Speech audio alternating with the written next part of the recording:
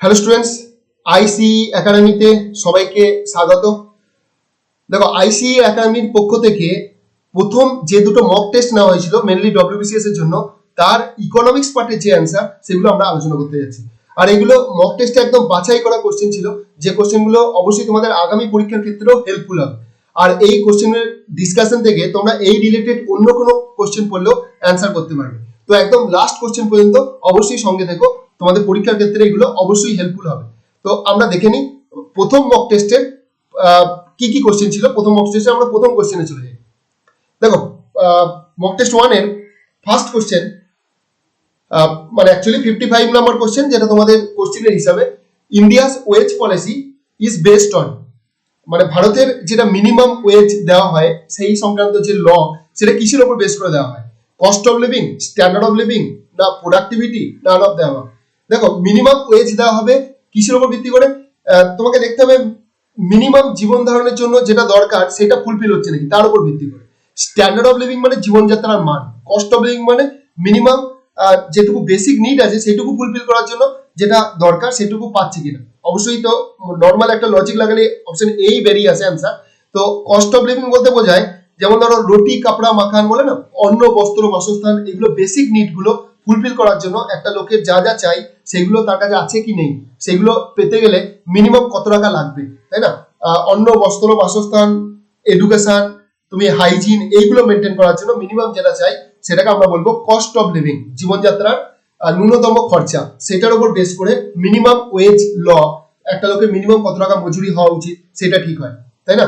তো clear, option A হয়ে যাবে ওটা আমাদের সঠিক অ্যান্সার। তো আমরা পরের কোশ্চেন দেখে নিই। দেখো, পরের question, human development index, HDI, যেটা খুব বেশি নিউজে থাকে। এইচডিআই তোমার মেল তিনটে ইন্ডেক্স নিয়ে তৈরি হয়। একটাকে বলে এডুকেশন ইন্ডেক্স। এডুকেশন ইন্ডেক্স, তার সঙ্গে থাকে আমাদের লাইফ এক্সপেক্টেন্সি এট বার্থ, মানে একটা লোক কত বছর জন্মানোর পর কত বছর বাঁচবে আশা করে সেটা। আরেকটা কি থাকে সেটা হচ্ছে আমাদের কোশ্চেন। দেখো, আরেকটা যেটা থাকে না, একটা হচ্ছে এডুকেশন ইন্ডেক্স, যেটা অ্যাভারেজ ইয়ার্স অফ স্কুলিং দেখা হয়, একটা লাইফ এক্সপেক্টেন্সি এট বার্থ। আরেকটা থাকে যেটা এক্সাক্ট থাকে, সেটা হচ্ছে জিএনআই থাকে, জিএনআই পার ক্যাপিটাল, পার ক্যাপিটাল এটা থাকে, জিএনআই পার ক্যাপিটাল। এবার জিএনআই মানে গ্রস ন্যাশনাল ইনকাম। তো এই চারটা অপশনের মধ্যে দেখে না কোনটা ন্যাশনাল ইনকাম রয়েছে। তো লাস্ট অপশনটা বলছি, দেখো, national income per head in US dollar. US dollar কেন? কারণ এটা আমাদের এইচডিআইটা পাবলিশ করে UNDP, United Nations Development Programme. তো তারা মাপলে, তারা তো রুপিসে মাপবে না, তারা মাপলে ডলারই মাপবে, কারণ ডলার হচ্ছে ইন্টারন্যাশনাল কারেন্সি, সব দেশকে কম্পেয়ার করতে সুবিধা হবে, তাই না? তো ন্যাশনাল ইনকাম পার হেড মানে পার ক্যাপিটা ইউএস ডলারে। তো এটা লাস্ট অপশনটা আমাদের কারেক্ট অ্যান্সার হয়ে যাবে। আর বাকি অপশনগুলো কোনোটাই হওয়ার নয়। তো পরে দেখে নিই নেক্সট কোশ্চেন কি আছে তোমাদের মক টেস্ট হিসাবে। 70 number question, ad valorem duty কিসের উপর বেস করে দেওয়া হয়? দেখো, অ্যাড ভ্যালোরেমের উল্টো অপোজিট একটা ট্যাক্স আছে, যেটা নাম হচ্ছে স্পেসিফিক ট্যাক্স। স্পেসিফিক ট্যাক্স, এই দু রকম হয়, অ্যাড ভ্যালোরেম আর স্পেসিফিক ট্যাক্স। অ্যাড ভ্যালোরেম মানে ভ্যালু বা প্রাইস, কোনো জিনিসের দামের উপর যে ট্যাক্সটা পড়ে, অ্যাড ভ্যালোরেম ট্যাক্স। যেমন এক্সাম্পল জিএসটি। তুমি ধরো মোবাইল ফোন কিনবে, একটা ফোনের দাম 10,000 টাকা, তো 10,000-এর উপরে 18% তোমার জিএসটি লাগবে, তাই না? তাহলে এটা দামের উপরে পড়লো। দামের উপরে যে ট্যাক্স পড়বে সেটা হচ্ছে দাম বা ভ্যালু বা ভ্যালোরেম যাই বলো, অ্যাড ভ্যালোরেম। তো এটা প্রাইস অফ এ কমোডিটি, এটা আমাদের সঠিক অ্যান্সার হয়ে যাবে। আর স্পেসিফিক ট্যাক্স যেটা, সেটা দামের উপর পড়ে না, এরিয়া, লেন্থ, সাইজ এগুলোর উপর পড়ে। যেমন তুমি ফ্ল্যাট কিনতে যাবে কলকাতায়, কোর এরিয়ায় যা ফ্ল্যাটের দাম, কলকাতার আশেপাশে ফ্ল্যাটের দাম আলাদা হবে, অন্য ছোট টাউনে ফ্ল্যাটের দাম আলাদা হবে। কিন্তু ফ্ল্যাটের যখন ট্যাক্স নেবে না, তখন স্কোয়ার ফুট হিসাবে, তাই না? এত স্কোয়ার ফুটের উপর এরকম ট্যাক্স। তো ওটা দেখো এরিয়ার উপর পড়ছে, দামের উপর নয়। তারপর সিগারেটের, গাড়ির, এগুলো লেন্থের উপর ট্যাক্স পড়ে, মানে সিগারেটটা কতটা বড়, গাড়িটা কতটা লম্বা চওড়া, তার উপর ট্যাক্স পড়ে। তো সেটাকে আমরা বলবো স্পেসিফিক ট্যাক্স। তাহলে অ্যাড ভ্যালোরেম তার অপোজিট স্পেসিফিক ট্যাক্স। ক্লিয়ার? পরে দেখে নিই নেক্সট কোশ্চেন কি আছে। Most important small scale industry, সবচেয়ে গুরুত্বপূর্ণ ক্ষুদ্র শিল্প। ভারতের সবচেয়ে গুরুত্বপূর্ণ ক্ষুদ্র শিল্প হলো, এটা আমাদের অ্যান্সার হবে হ্যান্ডলুম। হ্যান্ডলুম মানে তাঁত বলতে চাইছে। তোমার তাঁতের যে শিল্প, যেটা স্মল স্কেল ইন্ডাস্ট্রি, সেটা আমাদের সবচেয়ে গুরুত্বপূর্ণ। দেখো, পরের question, which of the following agencies has power to declare any industrial unit as a potential sick unit? মানে একটা শিল্পকে রুগ্ন শিল্প ঘোষণা করতে পারে কোন অর্গানাইজেশন? চারটে অপশন আমাদের কাছে দেওয়া আছে, বিআইএফআর, এমআর, টিপিসি। তো বাকি অপশনে আমি আর যাচ্ছি না, এটা ডিরেক্ট অ্যান্সারটা আমি বলে দিই, জাস্ট 1 মিনিট। ওকে, জাস্ট 1 মিনিট। ওকে, হ্যাঁ দেখো এটার অ্যান্সার হয়ে যাবে আমাদের বিআইএফআর, এটা আমাদের সঠিক অ্যান্সার হবে। এটার full form board of industrial and financial reconstruction, board for industrial and financial reconstruction. দেখো ইন্ডাস্ট্রিয়াল অ্যান্ড ফাইন্যান্সিয়াল রিকনস্ট্রাকশন, নাম শুনি বুঝতে পারছো, রিকনস্ট্রাকশন মানে পুনর্গঠন। একটা শিল্পকে রুগ্ন শিল্প ঘোষণা করে তার পুনর্গঠনের জন্য কি কি করতে হবে, তার কোথায় ভুল ত্রুটি আছে, কেন রুগ্ন শিল্প হয়েছে, তো সেই সবগুলো এরা বিবেচনা করে। বিআইএফআর মেনলি এটা পাবলিক সেক্টর মানে সরকারি ক্ষেত্রের জন্য রেকমেন্ড করে। তো পরেরটা আমরা দেখে নিই, next question. The first stage of demographic transition reflects, মানে ডেমোগ্রাফিক ট্রানজিশনের পপুলেশন থেকে কোশ্চেন কি রিফ্লেক্ট করে, যেখানে স্লো পপুলেশন গ্রোথ হয়। দেখো তুমি যদি এই কোশ্চেনটার অ্যান্সার নাও জানো, তুমি অ্যান্সার করে দেবে কি করে, slow population growth. Population growth slow হতে গেলে কি হতে হবে, বার্থ রেট ডেথ রেট দুটি সমান হতে হবে মোটামুটি, যদি হাই হয় তো হাই, লো হলে লো, দুটি লো হতে হবে, তাই না? সরি, দুটোই লো হলে হবে না, দুটোই লো হলে পপুলেশন বেড়ে যাবে। তো এটা দেখো তুমি যদি স্লো পপুলেশন গ্রোথ শুধু এটাই দেখতে যাও, তাহলে কিন্তু অ্যান্সার অপশন বিটা হচ্ছে, তাই না? High birth rate, high death rate দুটোই যদি হয়, তাহলে population growth slow population growth হবে, মানে ডেথ রেটও বেশি, মানে লোক মারাও যাচ্ছে বেশি, জন্মাচ্ছেও বেশি, তাই না? তাহলে অপশন বি কারেক্ট অ্যান্সার হয়ে যাবে। আর একদম প্রথম দিকে যদি দেখো, ডেমোগ্রাফিক ট্রানজিশনের ফার্স্ট স্টেজ মানে একদম প্রথম দিকে আমাদের তখন কলেরা মহামারী বিভিন্ন কারণে লোক, সামান্য কারণেই তখন চিকিৎসা ব্যবস্থার এত উন্নতি ছিল না, তো যে কারণের জন্য লোক মারা যেত অনেক বেশি, ডেথ রেট অনেক বেশি ছিল। আর তার সঙ্গে তোমার কোনো পরিবার পরিকল্পনা ছিল না, মানে হাম দো হামারে দো এই ধরনের কোনো কনসেপ্ট তখন লোকের মাথায় ঢোকেনি। তো সেই সময় তোমার বার্থ রেট যেমন বেশি ছিল, ডেথ রেটও বেশি ছিল, তো ওভারঅল পপুলেশন গ্রোথ স্লো ছিল। তো এটাকে আমরা বলবো first stage of demographic transition, option B আমাদের সঠিক অ্যান্সার হয়ে যাবে। ঠিক আছে, পরেরটা দেখে নিই, নেক্সট কোশ্চেন চলে যাই। দেখো নেক্সট কোশ্চেন জিডিআর, জিডিআর এর ফুল ফর্ম চেয়েছে। দেখো তিনটে জিনিস হয়, একটা হচ্ছে এডিআর, আইডিআর আর জিডিআর।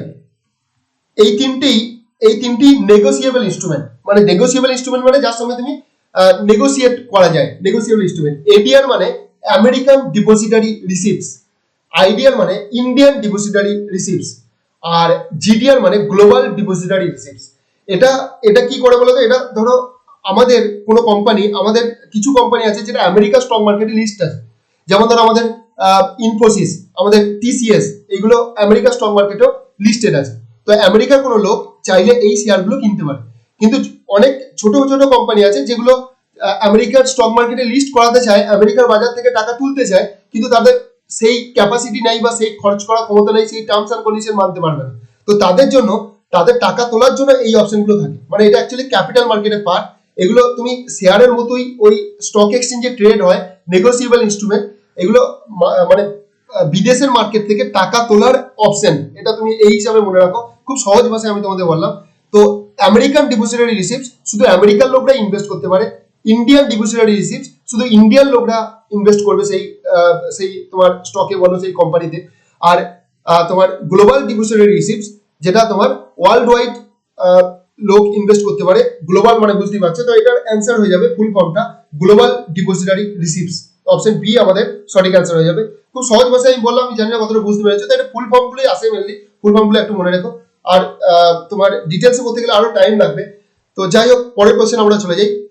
দেখো 186 নাবার্ড কবে প্রতিষ্ঠা হয়? 186 নাম্বার কোশ্চেন, নাবার্ড কবে প্রতিষ্ঠা? নাবার্ড অবশ্যই জানো তোমরা, 1982 সালের জুলাইয়ে প্রতিষ্ঠা, 12ই জুলাই, যদি আরো স্পেসিফিক ভাবে মনে রাখো 12 জুলাই তো প্রতিষ্ঠা হয় এটা। ঠিক আছে, তো NABARD National Bank for Agricultural and Rural Development, যেটা আমাদের 6th 5 ইয়ার্স প্ল্যানের মধ্যে পড়ছে। তো 6th 5 ইয়ার্স প্ল্যানে 12ই জুলাই প্রতিষ্ঠা হয়। 188 দেখে নাও question number. 5 years plan Mahalanobis model, Mahalanobis model কোন 5 ইয়ার্স প্ল্যানে? অবশ্যই সবাই সঠিক আনসার করেছে আশা করি। এই কোশ্চেনটা তো ভুল হওয়ার কথাই নয়, সেকেন্ড 5 ইয়ার্স প্ল্যানে মহালানবিস মডেল ছিল। ঠিক আছে, যেটা ভারী শিল্পের উপর জোর দেওয়া হয়, হেভি ইন্ডাস্ট্রির উপর জোর দেওয়া হয়। পরেরটা দেখে নি, মডার্নাইজড কারেন্সি নোট প্রেস, মানে যেখানে নোট ছাপা হয় সবচেয়ে মডার্নাইজ, সেটা কোথায় আছে? দেখো চারটে অপশন দেওয়া আছে, লাস্ট অপশন তুমি একবার ছেড়েই দাও, ডিবেঞ্চার। ডিবেঞ্চার তো ক্যাপিটাল মার্কেটে পার্ট, এটা তো ডিবেঞ্চার কোনো জায়গার নামই নয়।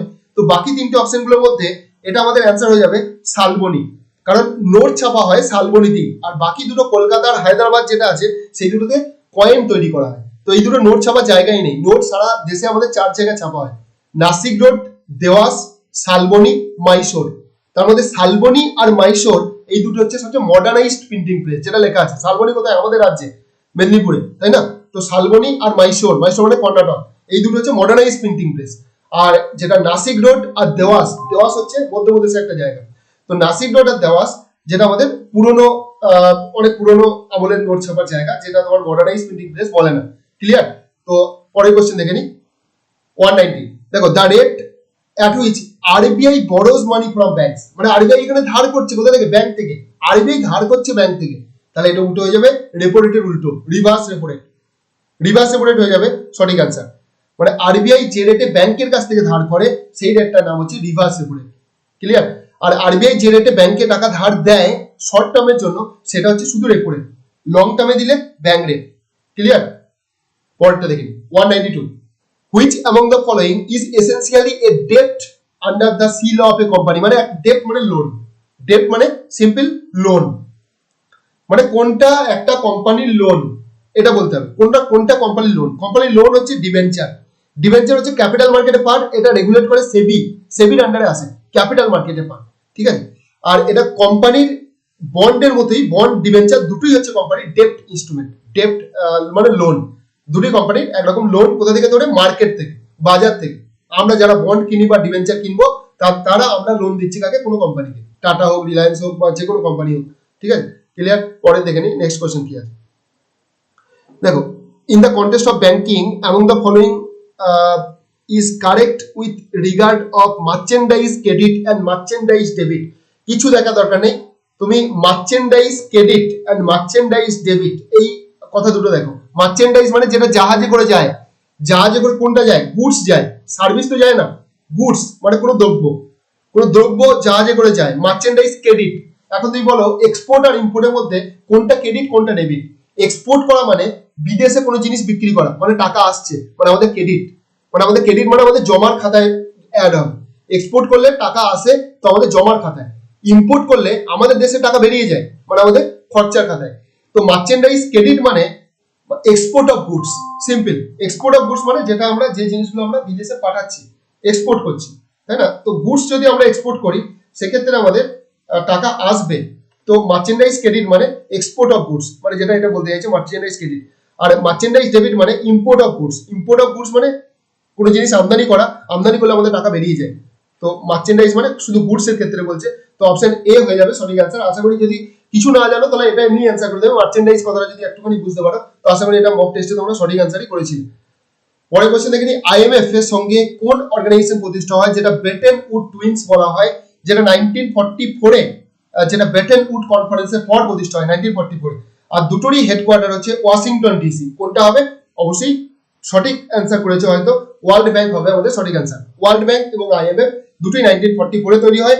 আর যেটাকে ব্রেটেন উড টুইন্স বলা হয়, দুটোরই হেডকোয়ার্টার ওয়াশিংটন ডিসি। পরেরটা দেখে নিই, 195। দেখো, in the contest with banking in India March 16, 1949 এই ডেটটা কিসের সঙ্গে রিলেটেড? এই ডেটটা একদম খুব ভালো কোশ্চেন একটা। দেখো, মার্চ 1949 এই ডেটটা কিসের সঙ্গে রিলেটেড? দেখো, এই ডেটটা যদি দেখো তোমার 1949 এ দুটো কাজ হয়েছিল, দুটো জিনিস। একটা হচ্ছে আরবিআই ন্যাশনালাইজড হয়, আর একটা হচ্ছে ব্যাংকিং রেগুলেশন অ্যাক্ট পাস হয়। কিন্তু আরবিআই ন্যাশনালাইজড হয় 1 জানুয়ারি। এটা যেটা দেওয়া আছে না, ন্যাশনালাইজেশন অফ আরবিআই, এটা হচ্ছে 1 জানুয়ারি। ঠিক আছে? এস্টাবলিশমেন্ট অফ আরবিআই তো 1935, এর সঙ্গে তো কোনো কথাই হবে না। আর ব্যাংকিং রেগুলেশন অ্যাক্ট এইটা হয়ে যাবে আমাদের সঠিক অ্যান্সার, কারণ ডেটে মিলছে না বলে, তাই না? আর ন্যাশনালাইজেশন অফ ব্যাংক সেটা তো আলাদা সাল আছে, 1969 আর 1980 এই দুটো বছরে ন্যাশনালাইজড হয়। তো এই প্রথম এ আর ডি তো অ্যান্সার হচ্ছেই না, বাকি পড়ে থাকবে বি আর সি। বি আর সি এর মধ্যে সি এরটা আমাদের সঠিক অ্যান্সার হবে। আশা করি সঠিক অ্যান্সার সবাই করেছে। 197 নম্বর কোশ্চেন দেখো, government of India announce merging PSU banks, মানে অনেক ব্যাংক মার্জ হয়ে গেছে। লাস্ট আমাদের 2020 সালে টোটাল 6টা ব্যাংক মার্জ হয়। তো মার্জ হওয়ার পর বর্তমানে মোট সরকারি ব্যাংকের সংখ্যা কত দাঁড়ালো? তো বর্তমানে মোট সরকারি ব্যাংকের সংখ্যা দাঁড়ালো 12টা। 12টার মধ্যে 11টা হচ্ছে ন্যাশনালাইজড ব্যাংক, বাকি এসবিআই কে জুড়ে নাও, এসবিআই হচ্ছে একটা, বাকি হচ্ছে টোটাল 12টা। এই 12টা ব্যাংকের মধ্যে 11টা আইবিপিএস রিক্রুট করে আর এসবিআই নিজে রিক্রুটমেন্ট নিজে নিজে করে, তো টোটাল 12টা ব্যাংক এখন বর্তমানে সরকারি ব্যাংক রয়েছে। পরেরটা দেখো মাইক্রো স্মল মিডিয়াম এন্টারপ্রাইজেস, এটার রিলেটেড ডেডিকেটেড স্কিম কোনটা, এক্সক্লুসিভলি ফর কোন স্কিমটা, গভর্নমেন্টের কোন স্কিমটা exclusively for micro small medium enterprises? Answer হয়ে যাবে option A, credit link capital subsidy scheme. Credit link capital subsidy scheme, এটা আমাদের সঠিক অ্যান্সার হয়ে যাবে। পরেরটা দেখে নি। দেখো পরের ফার্স্ট মক টেস্টে আর কিছু নেই, এবারে আমরা সেকেন্ড মক টেস্টের কি কি অ্যান্সার ছিল আমরা দেখে নেব। তো আশা করি মোটামুটি অ্যান্সারগুলো ক্লিয়ার বোঝা গেছে। তো পরের মক টেস্ট আমরা দেখে নিই। আর এই কোশ্চেনগুলো অবশ্যই তোমাদের পরীক্ষার ক্ষেত্রে হেল্পফুল হবে, কারণ এরকম ধরনের কোশ্চেনই কিন্তু পরীক্ষায় আসবে, বিভিন্ন পরীক্ষা যেগুলো তোমরা প্রিপেয়ার করছো সেগুলোর জন্য আসবে। তো দেখে নিই আমাদের পরের মক টেস্টে কি কোশ্চেন। দেখো 34,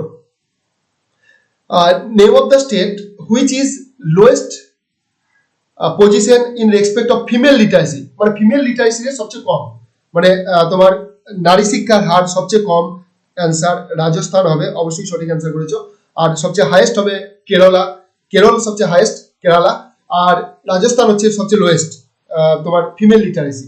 পরেরটা 35 দেখো বলছে tertiary sector, the rate of growth of tertiary sector. আমরা জানি টার্সিয়ারি সেক্টর মানে বোঝায় সার্ভিস সেক্টর, এটা মানে সার্ভিস সেক্টর আর সার্ভিস সেক্টর। আর এখান থেকে আমাদের সবচেয়ে বেশি জিডিপি আসে, ম্যাক্সিমাম জিডিপি, ম্যাক্সিমাম আমাদের জিডিপি আসে এখান থেকে। কোন সেক্টর থেকে? সার্ভিস সেক্টর থেকে, টার্সিয়ারি সেক্টর থেকে। আগে ম্যাক্সিমাম জিডিপি আসতো প্রাইমারি সেক্টর থেকে, মানে এগ্রিকালচার, কৃষি, এখান থেকে। তিনটে সেক্টর আছে আমাদের, প্রাইমারি মানে এগ্রিকালচার, সেকেন্ডারি মানে ইন্ডাস্ট্রি, টার্সিয়ারি মানে পরিষেবা। পরিষেবা মানে কোনগুলো? ধরো তুমি এডুকেশন, এখানে এডুকেশন নিচ্ছ মানে এটা পরিষেবা। বাসে এক জায়গা থেকে এক জায়গায় গেলে মানে পরিষেবা। তো bus, train, tram, taxi, all transportation, rail, bank, hotel, hospital, IT, e commerce সবই হচ্ছে ব্যবসা বাণিজ্য, এগুলো সব হচ্ছে টার্সিয়ারি সেক্টরের মধ্যে পড়ে, তাই না? আর যদি দেখো জিডিপির এখন সবচেয়ে বেশি আসে টার্সিয়ারি থেকে, আগে সবচেয়ে বেশি আসতো প্রাইমারিতে। মানে এটা ক্লিয়ার তুমি বুঝতে পারছো যে প্রাইমারি থেকে আমাদের ইকোনমি শিফট করেছে টার্সিয়ারিতে। মানে আগে প্রাইমারি থেকেও টার্সিয়ারি সেক্টরটা খুব স্পিডে বেড়েছে, তবেই না টার্সিয়ারি থেকে এখন সবচেয়ে বেশি জিডিপি আসে, যেটা আগে প্রাইমারিতে আসতো। মানে প্রাইমারি সেই অর্থে গ্রো করেনি, কিন্তু টার্সিয়ারি সবাইকে ছাপিয়ে এগিয়ে গেছে, তাই না? তো ম্যাক্সিমাম অংশ জিডিপি এখন টার্সিয়ারি থেকে আসে। তো এটা অ্যান্সার হয়ে যাবে higher than overall rate of growth, মানে higher than overall rate of growth of GDP in net domestic, তাই না? ওভারঅল জিডিপি গ্রোথের থেকেও টার্সিয়ারি সেক্টর হাইয়েস্ট রেটে গ্রো করে। দেখো সবচেয়ে বেশি রেটে গ্রো করে টার্সিয়ারি সেক্টর, তারপরে সেকেন্ডারি, তারপরে হচ্ছে প্রাইমারি। প্রাইমারি সেক্টরের ডেভেলপমেন্টের স্কোপ কম্পারেটিভলি কম, যদি দেখো। তারপরটা দেখে নি, where is the headquarter of Amazon? অ্যামাজনের হেডকোয়ার্টার, আমি জানি অনেকে তোমার এটা অ্যান্সার করে দিয়েছে হয়তো ওয়াশিংটন ডিসি, বলে স্যার ওয়াশিংটনই তো। দেখো ওয়াশিংটন হোক, কিন্তু ওয়াশিংটন ডিসি নয়, ওয়াশিংটন ডিসি একটু আলাদা জায়গা। এটা অ্যান্সার হয়ে যাবে সিয়াটেল, সিয়াটেল হয়ে যাবে আমাদের সঠিক অ্যান্সার। ওকে, পরেরটা নেক্সট, স্ল্যাক সেশন। আমাদের ইকোনমি স্ল্যাক সেশন মানে আমাদের ইকোনমি কখন ডাউনে থাকে, অপেক্ষিত স্ল্যাক সেশন মানে কিছুটা ডাউনে থাকে, বাজার একটুখানি মন্দা থাকে, এরকম পরিস্থিতি সারা বছরে কোন সময়টা?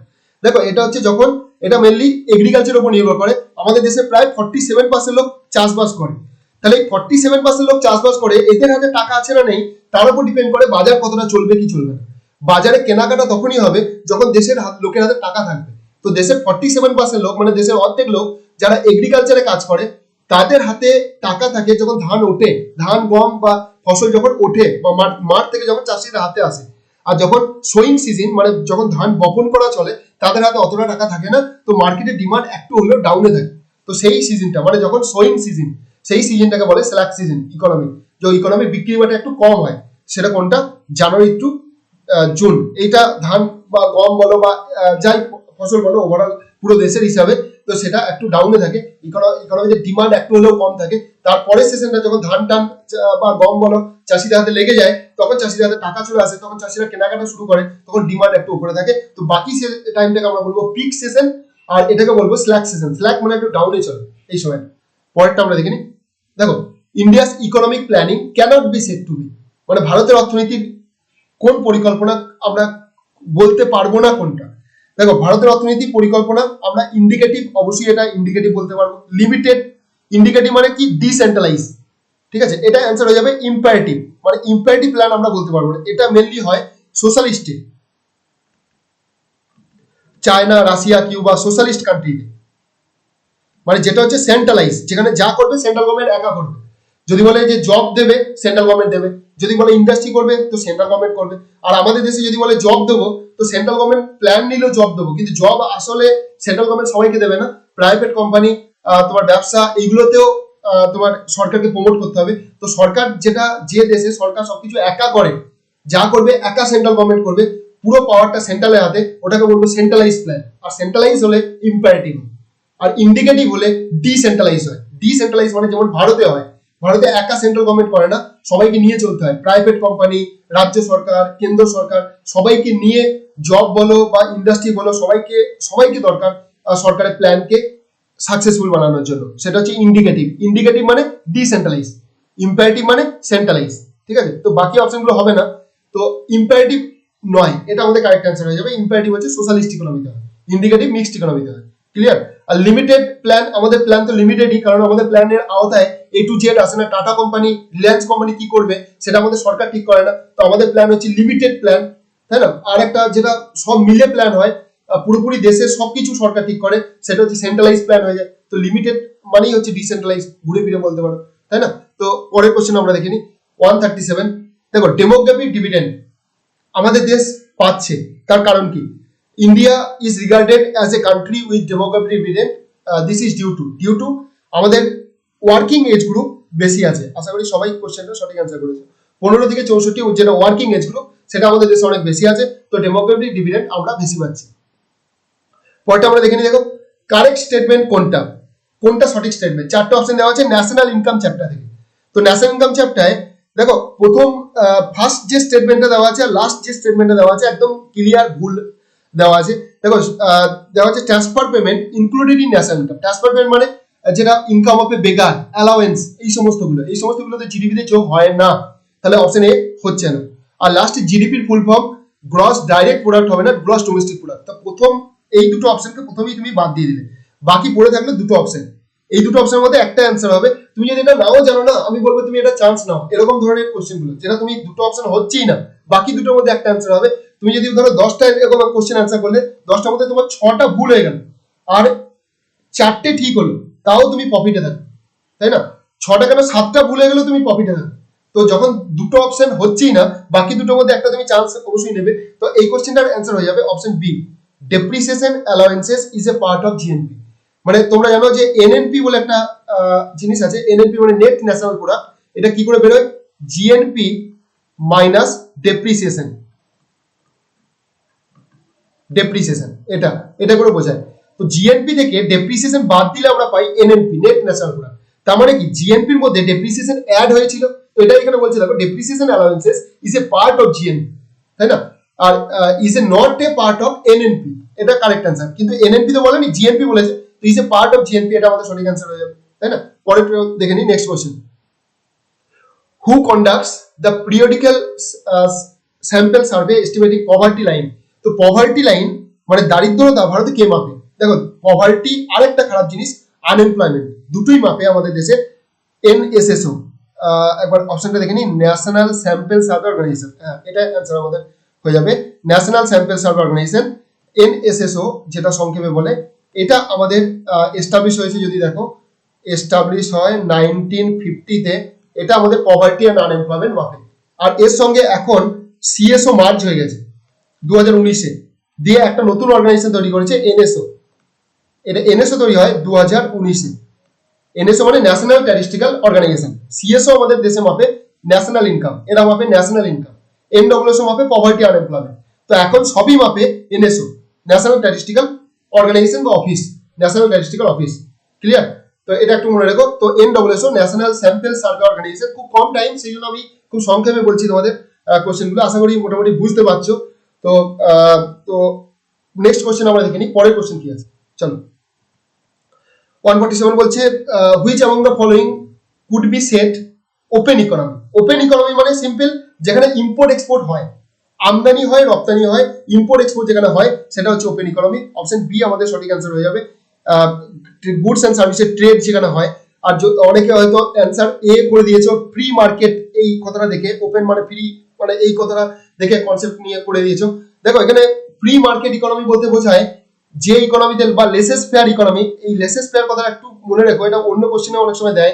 এটা প্রথম অ্যাডাম স্মিথ লেসেস ফেয়ার কথাটা ব্যবহার করে।